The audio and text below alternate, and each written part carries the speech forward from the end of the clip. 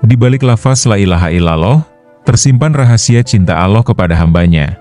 Di balik gemetar tulang orang beriman, ada kasih sayang Sang Pencipta yang tak terbayangkan. Dan di balik taubat seorang hamba, ada rahmat yang meliputi langit dan bumi. Hari ini, kita akan menyelami dua kisah luar biasa. Kisah tentang orang-orang pilihan yang Allah muliakan, dari seorang raja yang sombong hingga menjadi kekasih Allah, hingga seorang hamba yang takut kepadanya lebih dari rasa takut kepada dunia. Siapkan hatimu, mari kita dengarkan kisahnya. Diriwayatkan dari Asyomad dari Mughafal bahwa ia berkata, saya telah mendengar kalau Wahab bin Munabbah radhiyallahu anhu berkata, aku telah membaca 30 sajak di akhir kitab Zabur Nabi Daud. Semoga Allah merahmatinya. Allah berfirman, hai Daud, apakah kamu tahu orang mukmin manakah yang lebih aku sukai untuk aku panjangkan usianya? Daud menjawab, tidak. Hambamu tidak tahu. Allah menjelaskan, yaitu orang mukmin yang ketika mengucapkan kalimat la ilaha illallah, maka kulitnya mengkerut dan tulang-tulangnya bergetar. Ketika demikian itu, aku tidak suka ia mati sebagaimana orang tua tidak suka anaknya mati. Akan tetapi kematian sudah pasti akan menemuinya.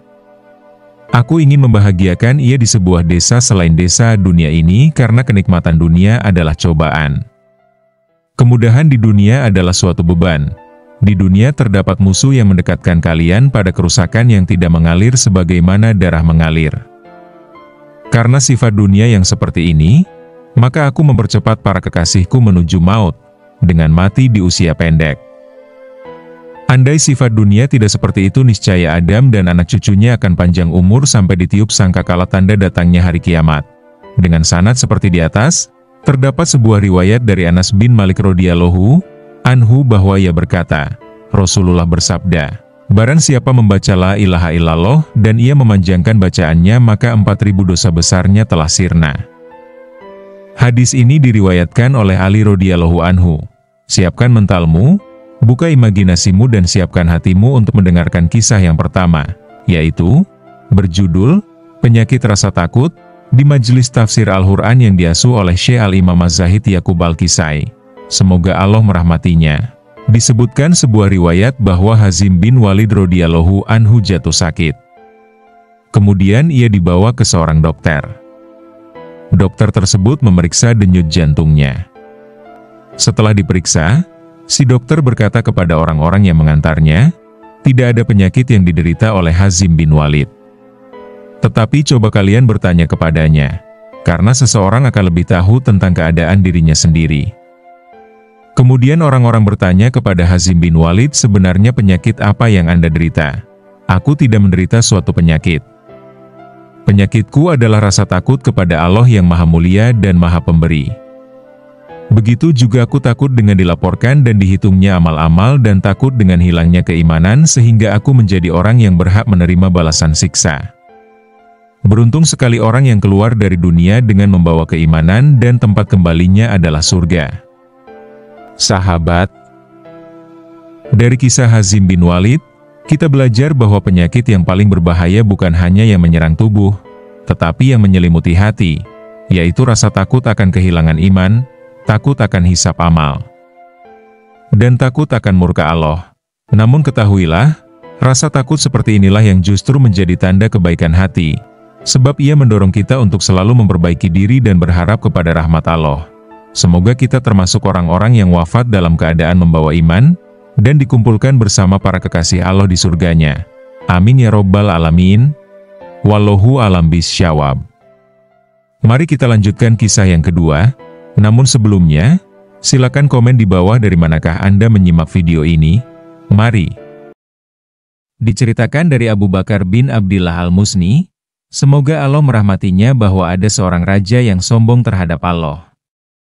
Orang-orang Islam tidak terima dengan kesombongannya itu. Akhirnya mereka memutuskan untuk memeranginya. Dengan izin Allah, mereka berhasil mengalahkan dan menawannya hidup-hidup. Mereka berkata, bagaimana kita akan membunuhnya? Ia telah berbuat sombong terhadap Allah. Kemudian mereka bersepakat membunuhnya dengan cara meletakkannya di sebuah bejana besar dengan diikat kepalanya. Kemudian dari bawahnya, dinyalakan api.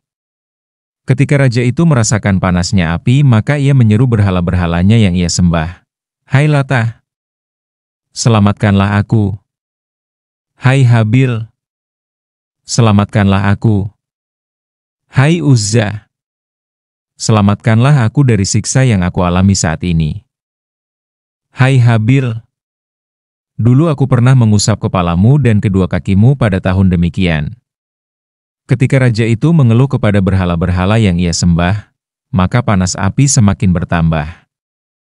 Ia menjadi tahu kalau berhala-berhala itu tidak mampu menyelamatkannya. Ia merasa putus asa dan bertaubat kepada Allah. Kemudian di dalam bejana besar, ia berseru, La ilaha illallah Muhammadur Rasulullah, tidak ada Tuhan selain Allah dan Muhammad adalah utusannya. Sesaat setelah seruan itu, Allah mengutus hujan dari langit untuk jatuh di atas api bejana dan memadamkannya. Allah juga mengutus angin agar angin menerpa bejana besar dan membuatnya terbang. Karena hembusan angin, bejana besar itu bergerak-gerak di udara. Raja yang ada di dalam bejana besar terus-menerus mengucapkan, La ilaha illallah Muhammadur Rasulullah, artinya tidak ada Tuhan selain Allah dan Muhammad adalah utusannya. Kemudian angin menerbangkan dan melempar jauh bejana besar itu hingga tak terlihat mata hingga menjatuhkannya di antara suatu kaum yang tidak mengenal Allah sama sekali. Melihat bejana besar jatuh dari langit, kaum pun penasaran dan mendekatinya. Mereka memeriksa dan membukanya. Tiba-tiba mereka melihat raja itu. Dengan segera, mereka mengeluarkan raja dan bertanya, "Siapa kamu? Apa yang telah terjadi denganmu?" "Aku adalah raja di wilayah." Demikian, jawab si raja. Kemudian raja itu menceritakan kisahnya kepada kaum. Akhirnya mereka semua masuk Islam. Sobat Muslim Cawani yang dirahmati Allah, begitulah kasih sayang Allah kepada hambanya. Tak ada dosa yang terlalu besar bagi rahmatnya. Tak ada ketakutan yang sia-sia jika itu karena Allah. Mari kita perbanyak mengucapkan kalimat La ilaha illallah, bukan hanya di lisan, tapi juga dalam hati yang penuh penghayatan. Semoga kisah hari ini menjadi pelajaran, bahwa iman bukan sekadar kata, tapi getaran jiwa yang mendalam. Kemudian diamalkan melalui perbuatan hingga ajal datang menjemput kita. Jangan lupa, sahabat, selalu kembalilah kepada Allah, sebelum terlambat. Terima kasih telah komen, share, like dan subscribe channel ini. Semoga gerak jari Anda akan mendatangkan pahala kebaikan untuk kita semua. Amin. Sampai jumpa di kisah-kisah inspiratif berikutnya dari kisah-kisah burung emprit atau Al Usfuriyah. Wassalamualaikum warahmatullahi wabarakatuh.